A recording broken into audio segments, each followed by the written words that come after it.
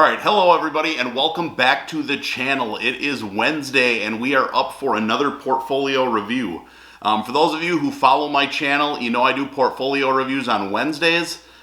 Biggest reason is just to document my investing. What am I buying? What am I selling? It's a way that I can look back and reflect someday on what I did and why I did it. Kind of how I built my portfolio. Probably the biggest part of my channel is my financial education videos on Saturdays. So if you're interested in learning tips and tricks on kind of how to invest money, how to put your money to work, come back Saturday for those videos.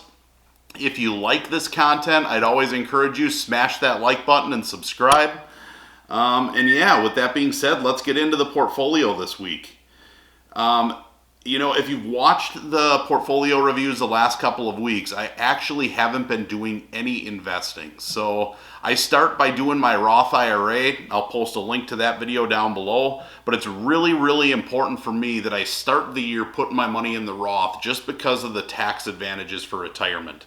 So as much as it pains me to not be putting money in my Robinhood account and dollar cost averaging in every week, I am still dollar cost averaging into the market. Just doing it through the Roth IRA instead of Robinhood. But we are at a point that our Roth IRAs are filled and we are back to investing in Robinhood, and we are doing it this week in a big, big way. So for those of you who have been following my other financial education videos, I told you that I was refinancing my house as a way to pull the equity out and use that leverage to get ahead with investing. And we are finally at that point this week. So if you notice down here, my balance for buying power is $25,000. Not going to lie, that has me extremely excited and extremely scared all at the same time. So I don't know if I'm talking to you guys this week because I want to share this with you or just as a way to remind myself. But I am disciplined with sticking to the plan that I've created for investing. So the markets have not been doing well. Things have been going down. I'm actually surprised that I can show you a green day on here. Friday was actually, we finished in the green, even though, what was it here? At one point we were down another $553. It seems like that's what's happening to us every single day lately.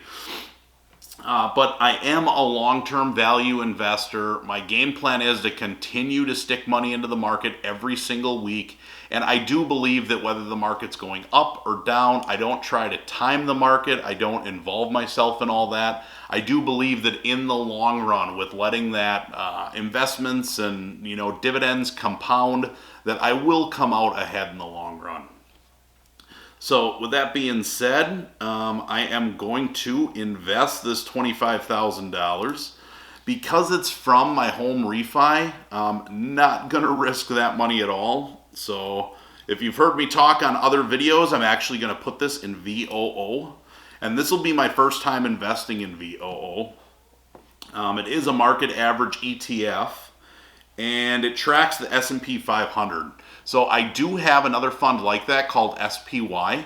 The reason why I'm switching and moving my money into VOO instead of SPY is because in doing some of my research for some of my videos, I've found out that the expense ratios for VOO, while it tracks the same index, is actually a third of what SPY was. So at the end of the day, if I'm going to buy the same fund, why not buy it for cheaper? So while this might not be the most exciting in the world, this still scares the heck out of me, but I'm going to put all $25,000 into VOO. So when I click on review order, I still can't believe I'm doing this, but we're going to click buy. And I think just because it is such a big dollar amount, as you can see here, it wants me to put in my password. So I'll click OK. And then when I do that, and this is something that I'm going to recommend for you guys, is it's asking me to put in my two-factor authentication code. I actually have this here on my phone, and I like it for added security. I'm just going to show it up here, right? It shows what this code is, but then you notice every like 20 seconds, the number automatically regenerates.